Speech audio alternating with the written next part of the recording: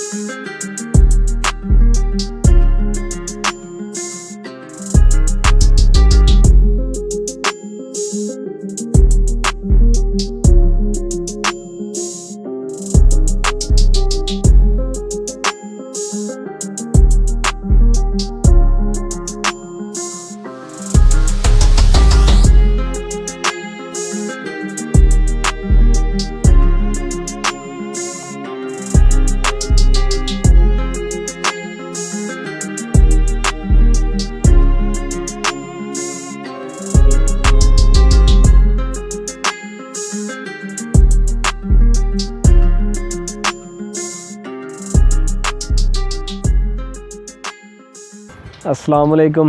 اس وقت ہم ایک ایسے شخص کے مقبرے پر موجود ہیں جسے 3 ملکوں یعنی ہندوستان، بنگلہ دیش اور پاکستان، ان 3 ملکوں پر وزیر اعظم کے طور پر کام کرنے کا موقع ملا۔ بعد میں لاہور کے گورنر بھی بنے۔ ان کی ابتدائی زندگی کے بارے میں تھوڑا سا جانتے ہیں۔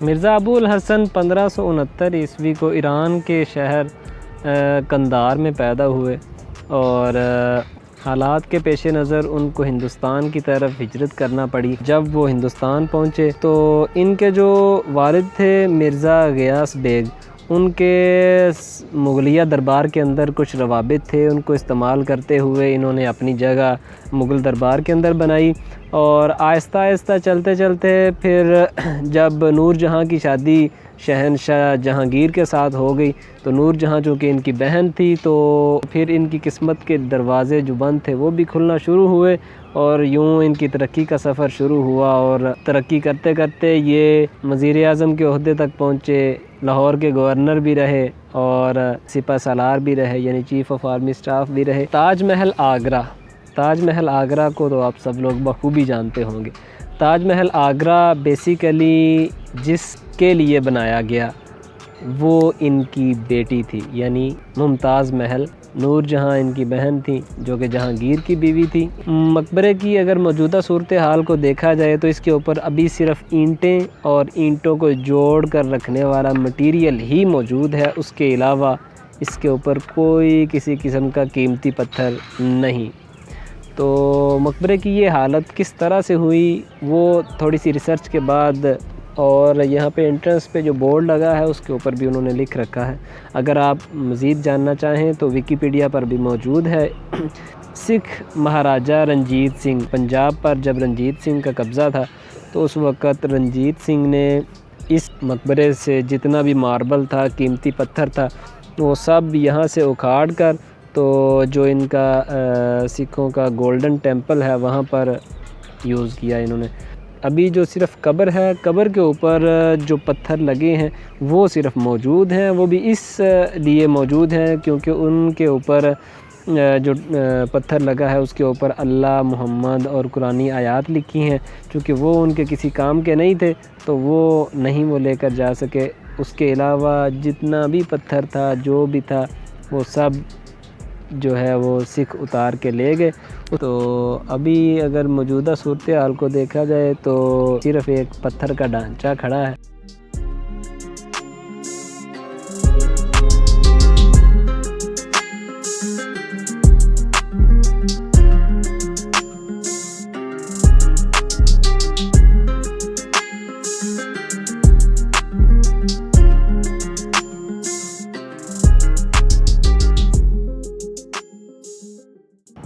17 شعبان 1050 ہجری کی شب جب شاہ جہاں کو خبر ملی کہ اپنے دور کا ارسطو اور حضرت کا وزیر با تدبیر اس جہان فانی سے رخصت ہو چکا ہے، تو شاہ جہاں کے ہوش و حواس جاتے رہے۔ وہ بار بار یہی الفاظ دہراتے جا رہے تھے، حیف در حیف ہم حقدار کا حق ادا نہ کر سکے، جو کچھ بھی ہم نے اس کو عنایت کیا وہ اس سے بہت زیادہ کا حقدار تھا، اور حضرت نے ان کو 9 ہزاری ایک عہدہ دے رکھا تھا، جس کی مراعات کی تفصیل کچھ اس طرح سے ہے۔ اس کی تنخواہ جو تھی وہ 16 کروڑ 20 لاکھ دام بنتی ہے آج کی۔ صالح کمبو اپنی کتاب کے اندر لکھتے ہیں کہ شاہ جہاں کے دور میں جتنا عروج آصف جاہ نے دیکھا ہے اتنا شاید ہی کسی اور نے دیکھا ہو، اور اپنے وقت میں اتنی جاگیریں، اتنا سب کچھ ہونے کے باوجود آج مقبرے کی حالت یہ ہے کہ صرف اینٹوں کا ایک ڈھانچہ بچا ہے اور اس کے اوپر یہ چھت ہے۔ اس کے علاوہ نہ ہی یہ کوئی چیز اس جہان فانی سے لے جا سکے، اور نہ ہی جس تخت و تاج کے لیے انہوں نے اپنی بہن کے داماد جو تھا اس کو مروایا، اپنے داماد کو بادشاہ کے منصب پر بٹھایا۔ شاہ جہاں جس کا اصل نام شہزادہ خرم تھا، یہ مرزا ابو الحسن کا داماد بھی تھا، تو اپنی بہن کے داماد کو مروایا اور اپنے داماد کو شہنشاہی کے منصب پر بٹھایا، لیکن جب موت کا فرشتہ لینے کے لیے آیا تو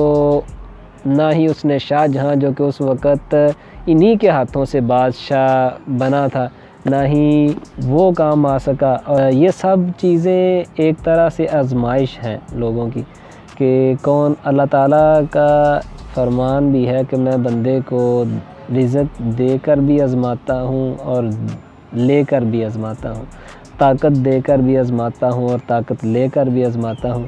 تو جو اپنے اپنے حالات و واقعات کے اندر اللہ تعالیٰ کی پیدا کی ہوئی آزمائش پر پورا اترے تو وہی کامیاب ٹھہرا۔ شہنشاہ کے بعد جو سب سے زیادہ اختیارات تھے تقریباً وہ انہی کے پاس تھے، تو ان کا عہدہ، سٹیٹس، رتبہ، ان کی بیٹی جو ممتاز محل تھی، سب کچھ کام نہیں آ سکا۔ بیسیکلی یہاں سے ہی تھوڑا سا آگے جائیں تو داتا صاحب کا مزار بھی ہے، تو ان کی جو مزار کی سچویشن ہے، جو حالت ہے بعد والی، تو بعد میں جو سکھوں نے کرنا تھا وہ تو کر لیا۔ سکھوں کے بعد جو کالج کے اسٹوڈنٹس ہو گئے یا اس طرح جو لوگ بھی کالج، بیسیکلی زیادہ تر یہ نوجوان حضرات ہی ہمارے جو دیواروں پہ لکیریں ڈالنی، نام لکھنے وغیرہ وہ کرتے ہیں، تو اس دیواروں کے اوپر طرح طرح کے لوگوں نے نام لکھے ہیں، دل بنائے ہیں۔ تو کیا کوئی آپ میں سے یا مجھ سمیت یہ سوچ سکتا ہے کہ داتا صاحب کے مزار پہ میں جاؤں گا اور اس طرح سے میں دیواروں کے اوپر لکھوں گا؟ نہیں نا، وہاں پہ لوگ جاتے ہیں عقیدت کے ساتھ، جوتے اتارتے ہیں۔ یہی بادشاہی ہے، کچھ جنہوں نے دلوں پہ بادشاہی کی ان کی بادشاہت آج تک قائم ہے، اور جنہوں نے جسموں پر بادشاہت کی، لوگوں پر بادشاہت کی، ان کی بادشاہت عارضی تھی اور ختم ہونے والی تھی، اور وہ آج ختم ہو چکی ہے۔ آج یہاں پر کوئی بھی فاتح خوانی کرنے نہیں آتا، لوگ آتے ہیں اندر جوتوں سمیت، اندر چلے گئے گھوم کے قبر کے گرد، ویسے ہی باہر چھٹی۔ تو یہ دنیا، اتنا عہدہ، اتنا اختیار، جس اقتدار کے لیے جنگیں لڑی جاتی رہیں، جس اقتدار کے لیے یہ لوگ اتنی لڑائی کرتے رہے، بھائی بھائی کا دشمن بنا رہا، ایک بھائی نے دوسرے کو مروا کے خود منصب پر براجمان ہو کر بیٹھا، لیکن یہ نہ ہی اس کا تخت و تاج ہمیشہ کے لیے تھا اور نہ ہی اس کا۔ اگر کوئی ویڈیو پسند آئے تو اس کو لائک کیجئے، شیئر کیجئے اور کمنٹ سیکشن میں اپنی رائے کا اظہار ضرور کیجئے، اور اپنی دعاؤں میں یاد رکھیے گا۔ محمد برہان الدین کو آج اجازت دیجئے۔ اللہ آپ کا حامی و ناصر ہو۔